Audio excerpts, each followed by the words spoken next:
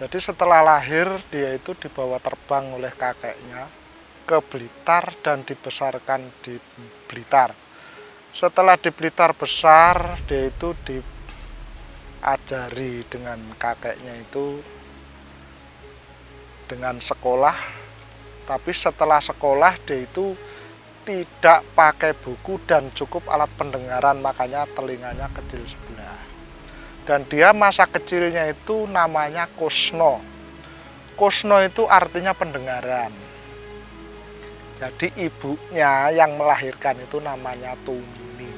Dan dia setelah berpuasa 15 tahun di sumur itu, dia mendapatkan wisik ataupun wahyu, suruh naik keluar, suruh mencari anak sekolah SMA yang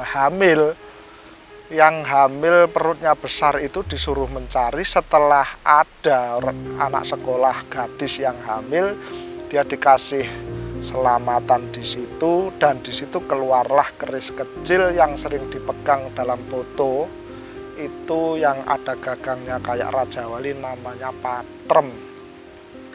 Jadi patrem itu kalau dia dibom di Blitar, dia itu bisa timbul di Tulungagung ataupun bisa tiba-tiba timbul di Sumatera.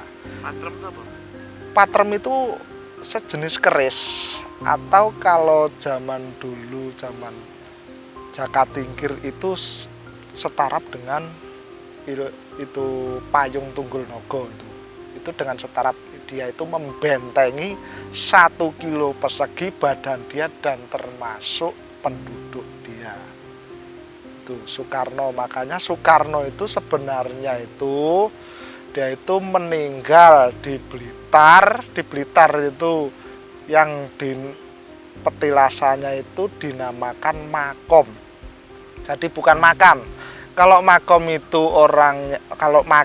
orangnya mati dan tidak hidup lagi, dan kalau makom orangnya hidup lagi pindah tempat, itu namanya rekarnasi. Jadi Allah itu akan menunjuk seorang, memberikan kelebihan kepada orang yang dia tunjuk, yang bisa merekarnasi. Terserah dia mau hidup di mana, itu tergantung dia. Makanya yang namanya Soekarno itu tetap sampai sekarang tetap hidup, dan dia meninggalkan pesan dengan merubah namanya Bung Karno. Jadi Bung Karno itu rahasia dia itu oleh Soeharto, oleh Pak Soeharto. Jadi Pak Soeharto sebelumnya bertapa di Gunung Serandil di Jawa Tengah, di gunung. Dia ditemui dengan Dewi Kelenteng Kuning ataupun Ratu Pantai Selatan, menjadi presiden. Dan matinya Soekarno itu supaya rahasia Soeharto tidak terbongkar, ditancaplah keris namanya Pamekang Jagat. Di mana nancapnya?